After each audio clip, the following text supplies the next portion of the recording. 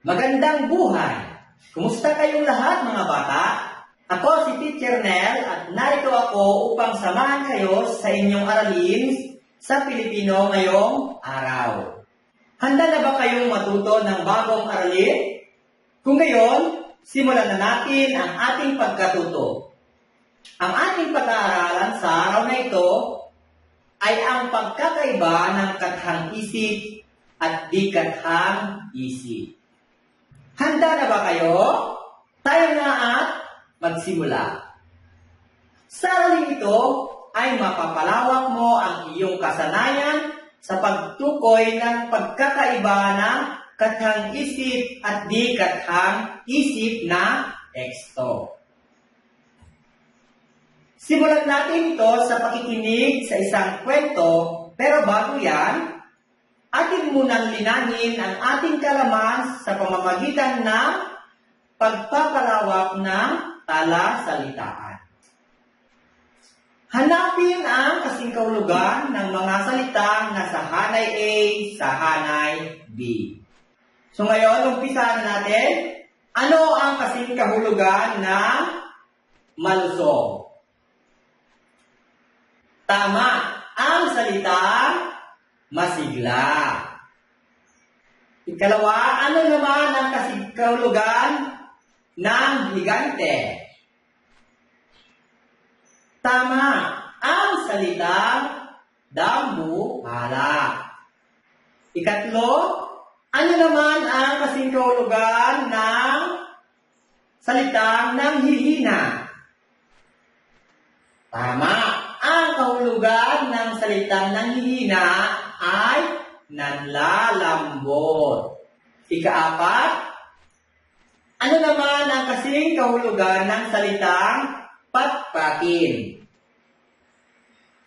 Tama, ang kasing kahulugan ng salitang patpatin ay payat.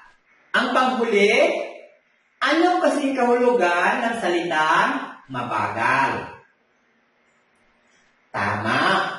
Ang kasing kahulugan ng salitang mabagal ay makupad. Ang mga salitang ating binigyan ng kahulugan ay may kaugnayan sa kwentong ating babasahin. Oras na ng pakikinig ng kwento. Mahilig ba kayong kumain ng gulay, mga bata? Sino naman sa inyo ang mahilig sa tsokolate at chichirya? Sa kwentong ating pakikinggan, alamin natin kung ano ang hilig kainin ng batang bida. Handa na ba kayong makinig? Makinig ng mabuti dahil pagkatapos nito ay may mga katanungan tayong sasagutin. Handa na ba kayo? Kung handa na kayo, tara na!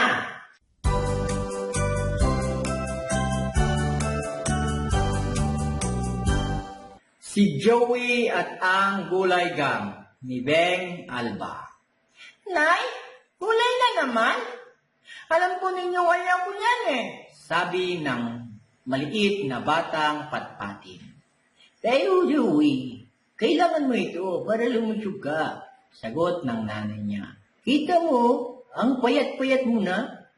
Oh, pumasok ka muna sa kwarto mo at tatawagin kita pagkakain na. Pagkapasok ni Joey sa kwarto, kinuha niya agad ang kanyang tsokolate at cheese curls. Inamoy-amoy niya ang tsokolate. Bakit ako kakain ng gulay? Hindi naman masarap ang gulay. Mas masarap pa nga itong mga paborito ko. Sabay isinubo ni Joey ang mga tsokolate at cheese curls. Sige, subo ng subo, mabilis at marami, hanggang sa mahulog sa sahig ang supot ng cheese curls. Nako, magagalit ang nanay sa kalat ko. Binulot ni Joey ang mga natapon na cheese curls at isa-isang isinubo ang mga ito. Lumuhod siya sa sahig at nakitang may nahulog sa ilalim ng kama. Sumuot siya dito nang biglang nahulog si Joey. Malalim na madilim na madilim. Wala siyang makita o mahawakan. Napapikit si Joey sa takot at Ah!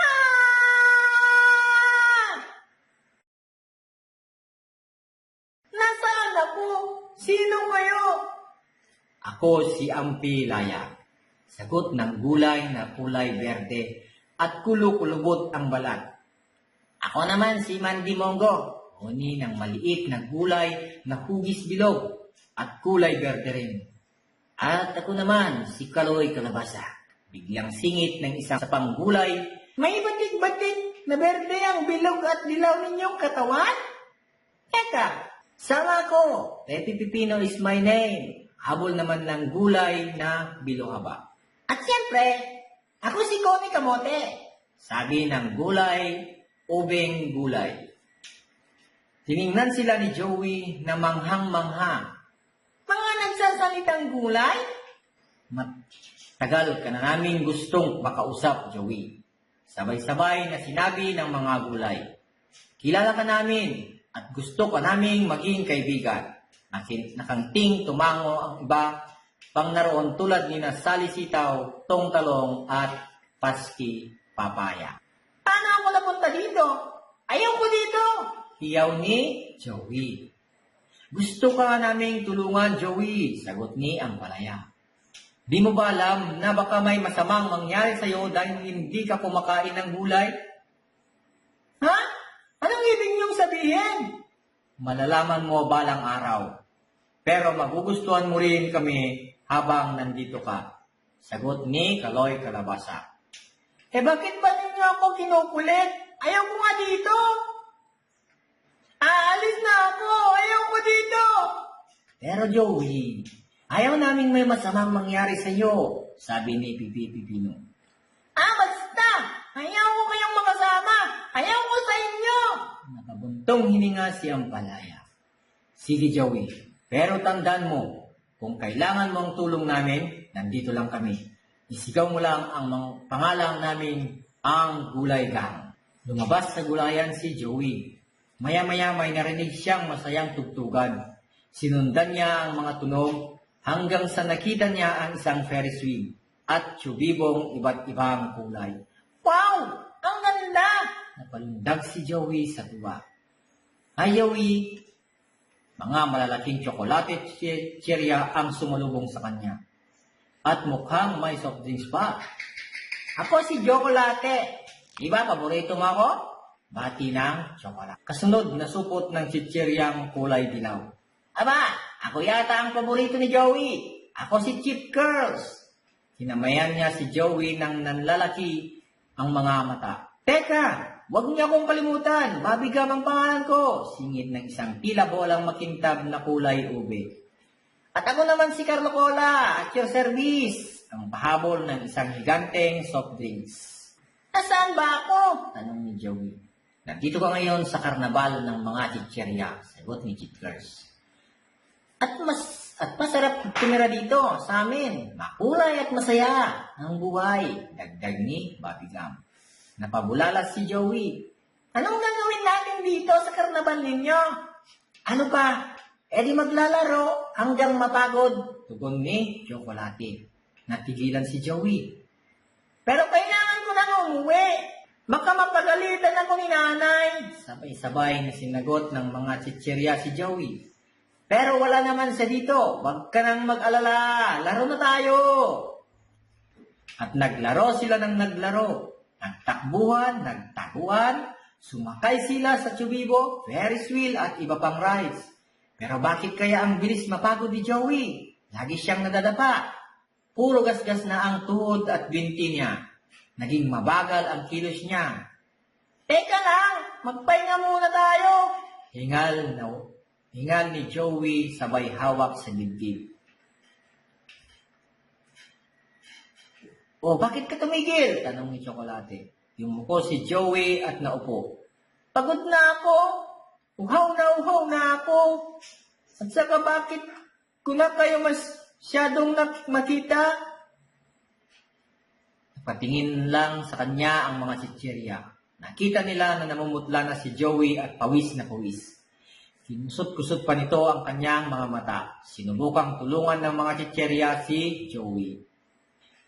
Pinunasan ni Chocolate ng pawis sa noo ni Joey, pero lalong nanlagkit si Joey nang mahawakan ni Joko. Pinaypaya ni Cheat Girls si Joey para di ito mainitan, pero nagkalat naman siya ng dilaw na kesong alikabok sa hangin. Hinipan ni Babigam ang mga gasgas sa tuhod ni Joey, pero lobo lang ang lumabas sa kanyang bibig. Sinubukan ni Carlo Cola na haplusin ang lalamunan ni Joey, pero hindi pa rin mapawi ang uhaw nito. Tulungan niyo ako! Nangihina ako! Pakiusap ni Joey. Gusto ka naming tulungan, Joey, pero hindi namin alam ang gagawin. Nahihiyang inamin ni Cheat Girls. Sa laro lang ata kami magaling. May alam ka bang na pwedeng nating hingan ng tulong? Anong ni Babigam. Nawawala na ng pag-asa ang tropang sitserya, pero teka, ting! May biglang naisip si Joey. Alam ko na, sabi niya. At sumigaw siya ng malakas na malakas. Kulay gang! Tulungan niyo ako! Maya-maya may malakas na yabag ang narinig nila. Nagulat ang tropang sitserya sa nakita. Nandito na ang Gulay Gang. Tuwang-tuwa si Ampilaya na makita si Joey. Sabi na nga bang dito ka namin makikita eh. Buti na lang dumating kayo, sabi ni Chocolate. Gusto naming tulungan si Joey pero di namin alam kung paano. Matutulungan niyo ba siya? Tanong ni Carlo Cola. Tiningnan ng Gulay Gang si Joey. Nakabuntong hininga sila. Kailangan namin siyang ibalik sa gulayan, sabi ni Kaloy Kalabasa. Doon namin siya gagamutin. Halika, Joey. Pagdating sa gulayan, pinahiga ng Gulay Gang si Joey sa isang kama ng mga sariwang kangkong at habang hinahaplos ni Kaloy Kalabasa ang mga mata ni Joey, sinabi niya, kaya kong pagalingin at palinawin ang iyong mata. Ting! Biglang nagliwanag ang paningin ni Joey. Habang tinatapik-tapik ni Ampilaya ang mga pisngi ni Joey, sinabi niyang, kaya kong lagyan ng kulay at maputla mong balat. Nawala ang pagkaputla ng pisngi ni Joey habang hawak-hawak ni Connie Kamote ang kamay ni Joey. Sinabi niya, kaya kitang palakasin. Ting! Bumalik ang lakas ni Joey. Habang hinihipo ni Mandy Mongo ang mga gasgas sa tuhod at binti ni Joey, sinabi niya, kaya kong pagalingin ang mga sugat mo.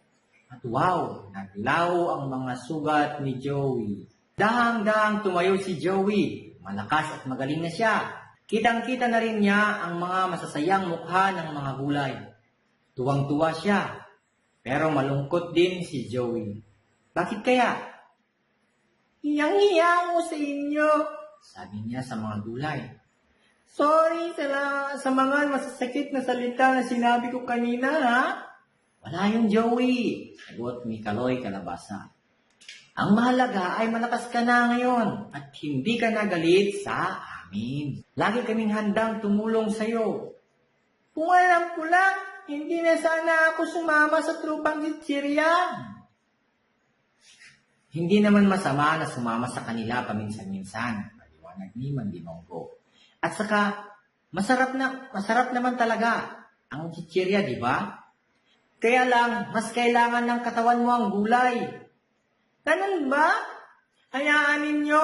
Tatandaan ko yan. Salamat sa inyong lahat. Ngayong magaling ka na, pwede ka nang umuwi. Baka hinihintay ka na ng nanay mo, sabi ni Connie Kamote. At sabay-sabay sila ang lahat na lumabas sa gulayan. Joey, tingin ka sa itaas, itinuro ni Ampilaya. Nakita ni Joey ang kanyang kamang nakabitin sa hangin. Nakasandal dito ang isang mahabang hagdan. Yan ang daan papunta sa kwarto mo, sabi ni Kaloy Kalabasa. Pagbalik mo doon, tatanggalin na namin ang hagdanan. Hindi mo na kailangang bumalik dito. Bye-bye, Joey! Sigaw ng lahat ng gulay. Babay, Gulay Gang! Hinawayan sila ni Joey. Mabilis na naakyat ni Joey ang hagdanan. Malakas na talaga siya. Pagdating na sa huling baitang, bumapang na siya palabas mula sa ilalim ng kama. Nakita niyang nasa sahig pa ang ilang natapong cheese curls. Isa-isa niyang Pinulot ang mga ito ng Joey, halika na anak, kakain na. tawag ng nanay niya. Dali-daling pumunta sa kusina si Joey at umupo sa pagkainan. Hinamoy niya ang bagong lutong munggo na may kahalong kalabasa at ampalaya. Meron ding nakahaing kanin, pritong isda at hinog na saging. Alam niyo, Nay, mabuti talaga itong kagulay para sa ating katawan. Buong hiting sabi ni Joey. Muntik nang mabitawan ng nanay niya ang hawak niyang baso. Ano? Akala ko ba ayaw mo ng gulay? Bakit biglang nagbago ang isip mo? Masarap nga po ang tsokolate at chichirya. Pero nalaman ko na kailangan ko pa rin ang gulay gang. Ha? Anong gulay gang? Itinuro ni Joey ang nilutong munggo ng nanay niya. Sila po. Sila ang bago kong kaibigan. At gusto nilang lumaki ako, busog at malakas.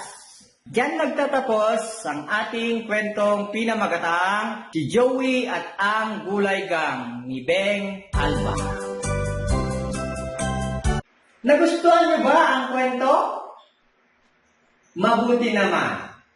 Ngayon, ating sagutin ang mga sumusunod na katanungan ukol sa napakinggang kwento. Unang katanungan, sino ang pangunahing tauhan sa kwento? Tama, si Joey. Ano ang ayaw niyang kainin at bakit? Tama, ayaw niyang kumain ng gulay at dahil hindi masarap sa kanyang panlasa. Ano-ano naman ang paborito niyang kainin noong una at bakit? Tama, paborito niya ang tsokolate at cheese curls. Sinong grupo ang una niyang nakita nang siya ay mahulog? Tama, ang grupo ng Gulay Gang. Sino ang kanyang nakita sa karnaval? Tama, ang tropang chicheria. Ano naman ang biglang naramdaman ni Joey noong naglalaro na siya sa karnaval? Bakit kaya?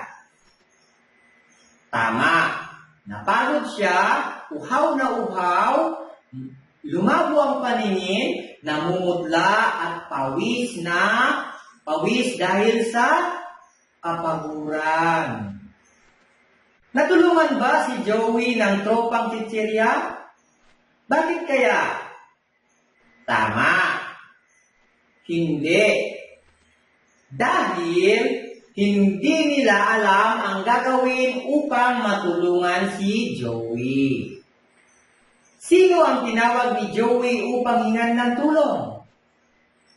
Tama, ang Gulay Gang. Kung kayo ang batang si Joey, tutularan niyo ba siyang kumain ng gulay? Bakit?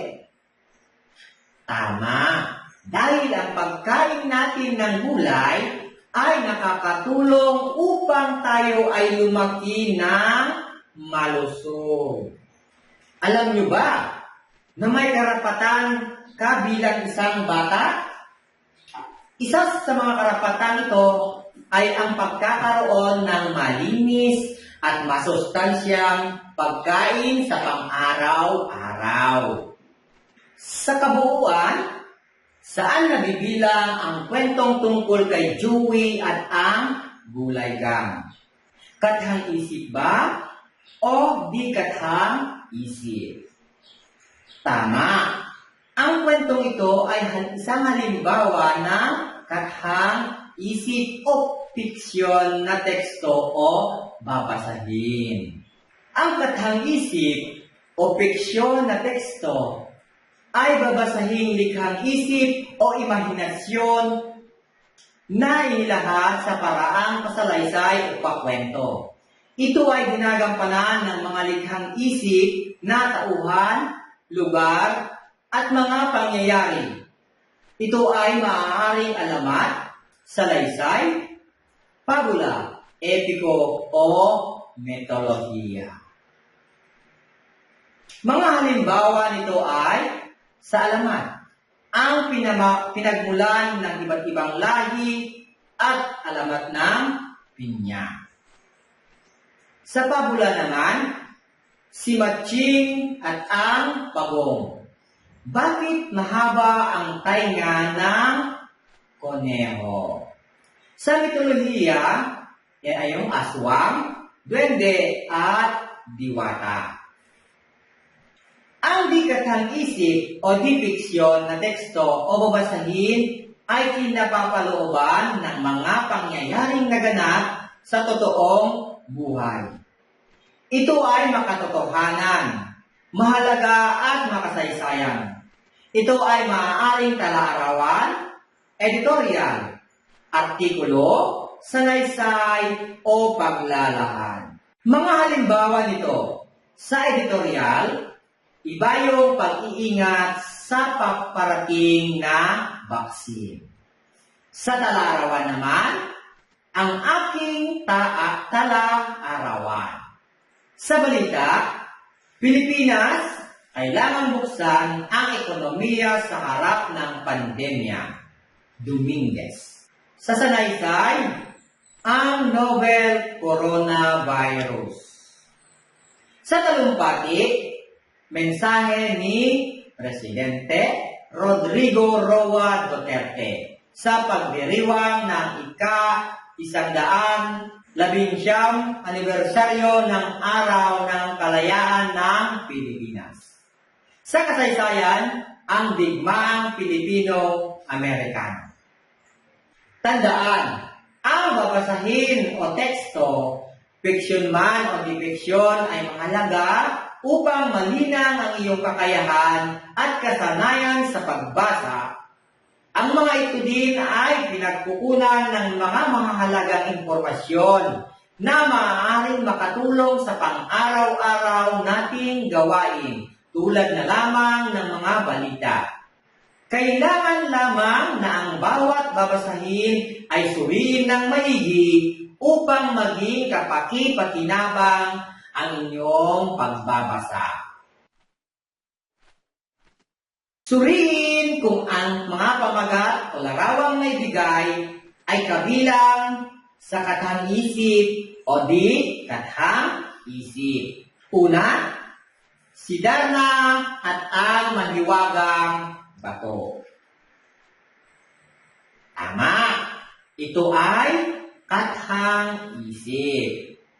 Ikalawa, si Jezebel ang kalahating isda at kalahating tao. Tama, magaling. Ito ay kathang isip.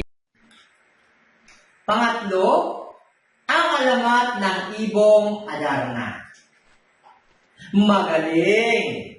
Ito ay kathang isip. Pangapat, ang kasaysayan ng Pilipinas. Magaling. Ito ay di kathang isip. Panglima, ang talambuhay ni Manuel Quezon. Tama, magaling. Ito ay di kathang isip. Ngayon, ating alamin kung ano ang natutunan ninyo sa aralin sa araw na ito. Gamitin ang salitang kathang isip o di kathang isip. May dalawang uri ng babasahin. Ang mga ito ay patlang at patlang. Ang babasahing patlang ay binubuo na mga likhang isip o imahinasyon ng may akda. Ang babasahing patlang ay kinapapalooban ng mga pangyayaring totoong naganap, makatotohanan, makasaysayan, at mahalaga. Ngayon, ating alamin ang mga kasagutan. May dalawang uri ng babasahin ang mga ito ay katang-isip at di katang-isip. Ang babasahin katang-isip ay binubuo ng mga likhang isip o imahinasyon ng may akda. Ang babasahin di katang-isip ay pinapapalooban ng mga pangyayaring totoong naganap, makatotohanan, makasaysayan, at mahalaga. Ngayon, ating alamin kung naintindihan ninyo ang pagkakaiba ng katang-isip at di katang-isip. Gamit ang app ng Wheel of Names, ating sagutan ang gawaing ito. Basahin at suriin ang mga sumusunod na pangungusap. Sulat kung katang-isip o di katang-isip ang mga sumusunod sa sagutang papel. Ating paikutin ang wheel. Unang pangungusap. Malaking hamon sa bansang Pilipinas ang West Philippine Sea. Ito ba'y katang-isip o di katang-isip? Tama, ito ay di katang-isip. Pangalawang pangungusap.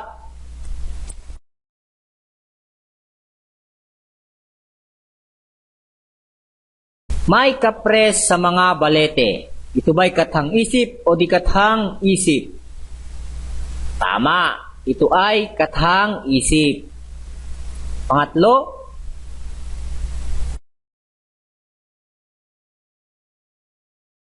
Nabasa ko ang buong talambuhay ni Jose Rizal. Katang-isip o di katang-isip? Tama, ito ay di katang-isip. Kaapat na pangungusap.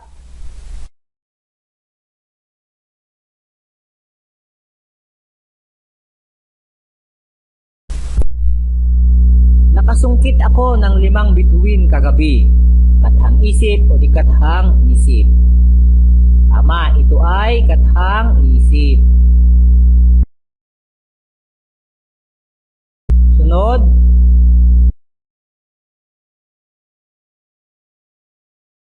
Masayang kausap ang alaga kong baboy. Katang-isip o di katang-isip? Tama, ito ay katang-isip. Sumunod. Makabagbag damdamin ang naging talumpati ng Presidente ukol sa COVID-19. Katang-isip o di katang-isip? Tama, ito ay di katang-isip.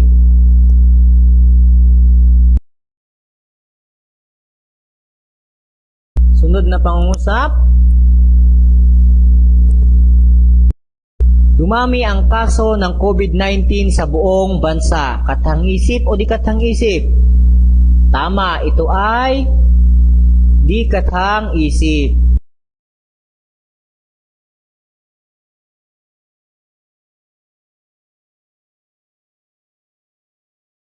Sagana sa likas na yaman ang Pilipinas. Katang-isip o di katang-isip? Tama, ito ay di katang-isip. Pangsyam.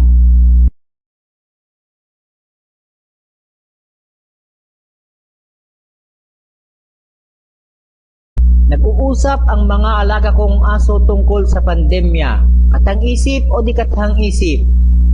Tama, ito ay katang-isip. At ang panghuli.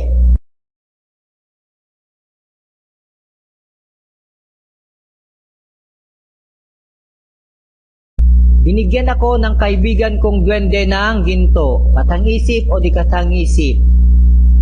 Tama, ito ay katang-isip. Yan na nagtatapos ang ating gawain.